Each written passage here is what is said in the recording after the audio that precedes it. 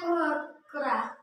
Budaya orang Tamil sebelum tidur malam yaitu selalu membuat perkaba atau dongeng untuk anak-anak sampai tertidur. Perkaba berisi cerita di dalamnya ada unsur nasihat atau akhlak keseharian. Pada suatu malam, si Ato baru saja sholat isya di ruang tengah. Salah satu cucunya menghampiri dan menyapa. Tok, udah siap sholat, Tok? Ato pun berkata, udah, Cuk, baru aja. Jawab Ato. Cucu pun berkata, Tok, buatlah perkaba malam ini. Biasanya Ato berperkaba. Ato pun berkata, perkaba yang mana yang bercerita-cerita, Kak? Oh, ada. Cerita, pelan Ato memberi dengan keluar. Kenapa aku tahu ceritanya?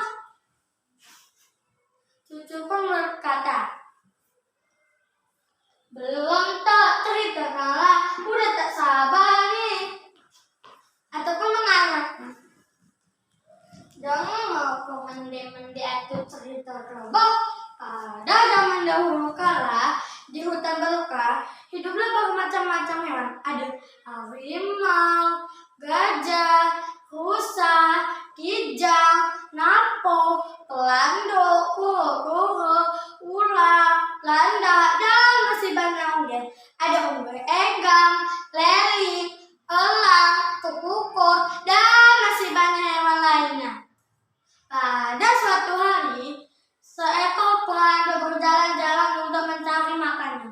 Tiba-tiba bertemu dengan seekor kura-kura yang berjalan merangkak-rangkak pelan di tepi sungai kecil. Dengan berjalan merangkak-rangkak pelan. Dan lantas pelando menyapa dengan sombong. Hei kura-kura, makhluk yang berjalan merangkak-rangkak, lambat sekali. Bilang kau sampai ke tempat tujuanmu. Coba kau kalahkan aku. Lariku kencang, kakiku kuat. Harimau kencang larinya, bisa kukalahkan. Dengan lantang sombong angkuhnya, kura-kura pun berkata, istighfar berada, tapi mulai sempurna aku. Kita sama-sama kita Allah. Aku sekarang Allah dengan jalan merangkak-rangkak bah. Tapi kelebihanku bisa hidup di darat dan di air. Sedangkan engkau diciptakan Allah dengan harimau kencang, kakimu kuat. Tapi kelemahanmu tak bisa hidup di air, hanya dapat hidup di darat. Jadi kita makhluk ciptaan Allah dengan mempunyai kelebihan dan kekurangan masing-masing. Mendengar perkataan kura-kura tersebut, pelando menjadi marah, merasa dirinya dihina dan dia berkata, hei kura-kura, makhluk yang berjalan merangkak-rangkak, hatinya takkan kuat dan gagah. Tidak mungkin. Kalau engkau mempunyai kelebihan pula, kita berlomba lari, pasti engkau kalah. Tantang pelando. Kura-kura yang mendengar tersebut, dia tetap sabar menghadapi pelando tersebut dan dia langsung berkata, belum tentu aku kalah pelando. Aku sudah siap lomba lari dengan engkau. Maka keduanya pun bersepakat untuk menentukan tempat dan waktu perlombaan lari dilaksanakan serta hadiah diberi bagi pemenang.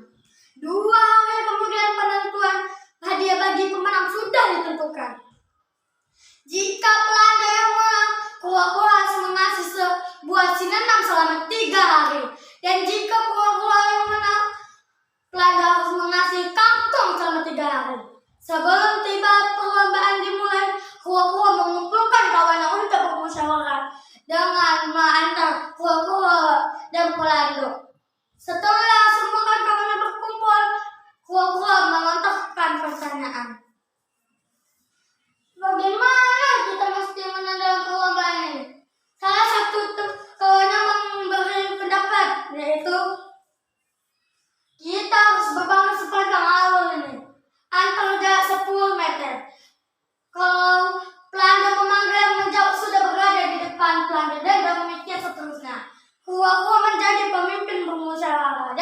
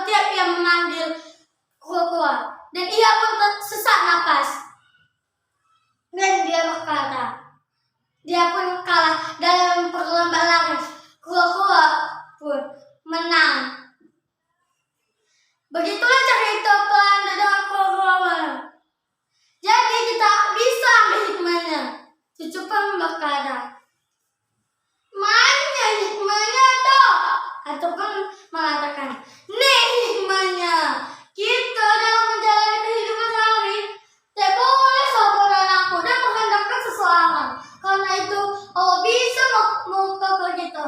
Selalu bermusyawarah dan menyelesaikan masalah. Karena itu perintah agama. Dan sebagaimana kata Tuhan, bulat tarik karena berbulu, bulat kita karena mufakat, sepakat sekata sempurna berbuat. Begitulah cerita. Iya, situ pun berkata, iya toh kami ambil hikmahnya, semoga kami jadi manusia yang lebih baik lagi. Aku pun berkata, alhamdulillah, semoga Allah kabulkan, amin. Begitu saja tidak pelando perkabar saya. Wassalamualaikum warahmatullahi wabarakatuh.